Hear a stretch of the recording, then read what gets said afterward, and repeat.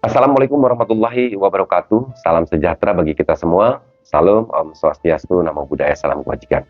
Teman-teman, kembali bersama saya Heri Susanto masih dalam pembahasan kasus Subang.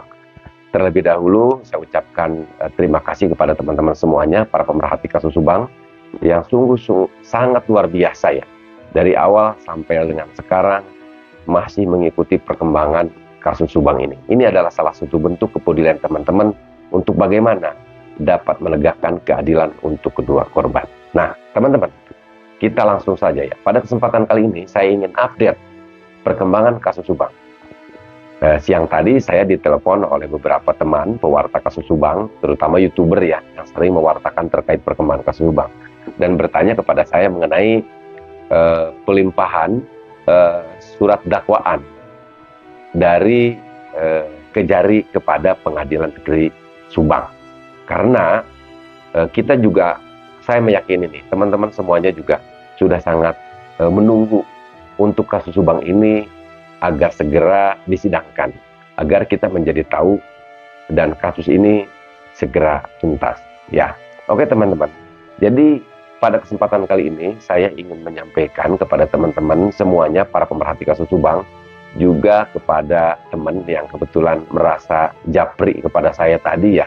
Dan beliau juga sebenarnya menginginkan saya untuk bagaimana bisa mengenai update dan memberikan informasi terkait hal ini ya. Jadi begini ya, setelah saya ditelepon, saya juga membangun komunikasi. Tentunya saya harus mendapatkan sumber informasi yang terpercaya untuk dapat diberikan kepada teman-teman semuanya. Tadi pada saat saya ditanya oleh sahabat saya yang juga sering mewartakan terkait perkembangan kasus Subang, saya tidak bisa memberikan jawaban apa-apa karena saya ingin memberikan informasi itu yang jelas. Nah, oke. Setelah saya menanyakan terkait hal ini, saya juga bertanya kepada beberapa pihak ya, dan saya juga tentunya bertanya juga melakukan koordinasi juga dengan tim kuasa hukum Danu dari ATX Law Firm, yaitu tepatnya Bang Ahid. Saya juga bertanya kepada beliau.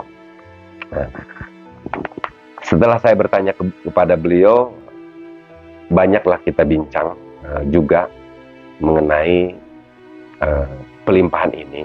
Tapi selanjutnya saya juga melakukan koordinasi dengan orang yang memiliki informasi ini, bisa dikatakan sumber yang terpercaya.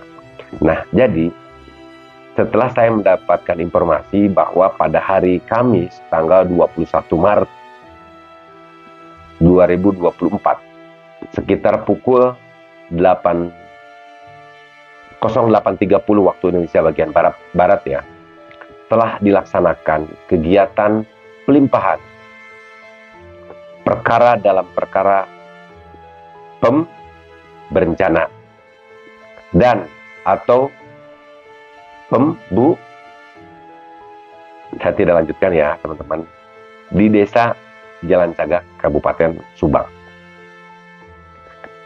atas nama Yosep Hidayah ke Pengadilan Negeri Subang.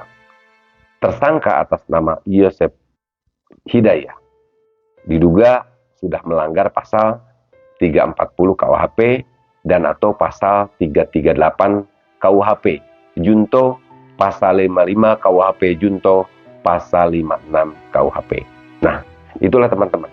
Jadi pada waktu sekarang ini untuk berkas perkara, dalam hal ini lebih tepatnya surat dakwaan yang sudah dilimpahkan kepada Pengadilan Negeri Subang ini hanya untuk tersangka Pak Yosep saja. Nah, lalu pasti kita timbul pertanyaan, karena kita kan semua tahu ya bahwa tersangka di dalam kasus Subang ini saat ini yang sudah ditersangkakan oleh pihak kepolisian itu ada 5 orang.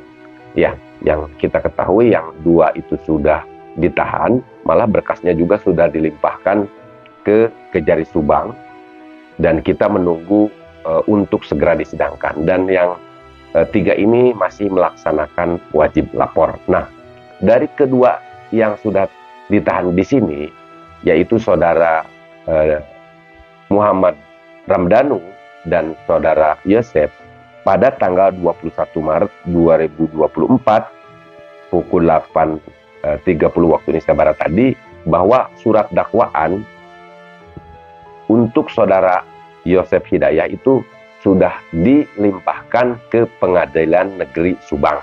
Itu artinya tidak lama lagi bahwa kasus Subang ini akan segera disidangkan. Ini merupakan salah satu momen yang kita tunggu-tunggu semuanya ya teman-teman.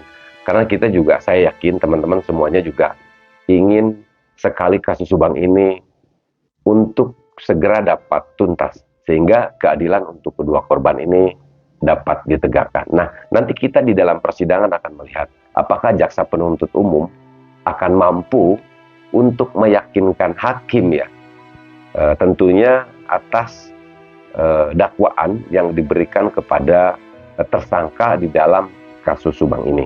Nah, selain itu teman-teman, sekali lagi kita kembali bahwa Kang, kan yang sudah P21 di sini 2 orang, yaitu Pak Yosef dan saudara Muhammad Ramdhanu.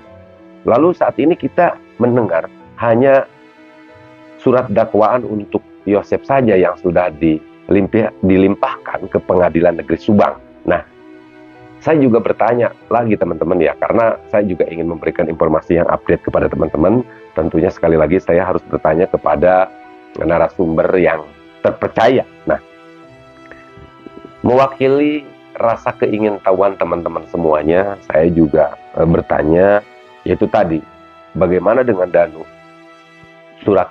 Apakah memang surat dakwaan Danu belum dilimpahkan ke Pengadilan Negeri Subang?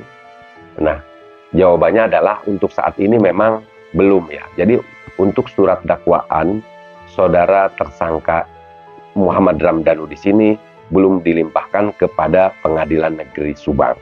Jadi ada kemungkinan besar untuk sidang yang perdana di sini, yaitu sidang tersangka Yosef Hidayah, hanya untuk istilahnya membacakan dakwaan ya, dakwaan yang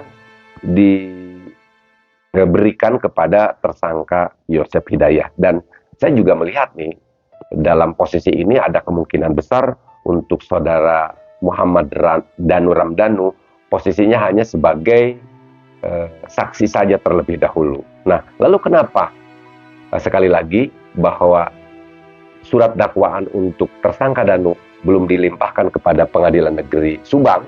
Itu karena memang untuk saat ini sedang ada melengkapi ya, sedang ada revisi. Toh akhirnya nanti setelah lengkap juga, setelah selesai akan dilimpahkan juga kepada Pengadilan Negeri Subang untuk sama-sama disidangkan, karena kita juga semua ketahui bahwa Danu juga sebagai tersangka di dalam kasus Subang.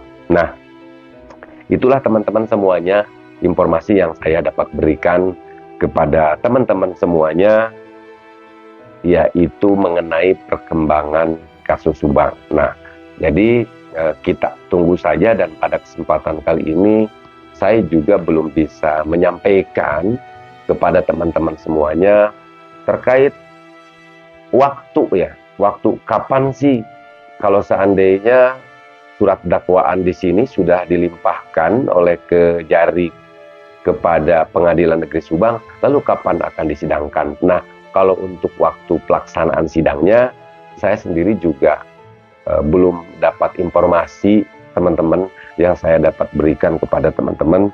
Jadi saat ini masih menunggu kabar ya, kabar dari narasumber yang tentunya terpercaya. Nah, itulah teman-teman semuanya yang ingin saya sampaikan pada kesempatan malam hari ini sebagai update perkembangan kasus Subang kepada teman-teman semuanya yang tentunya ingin ada yang ditanyakan.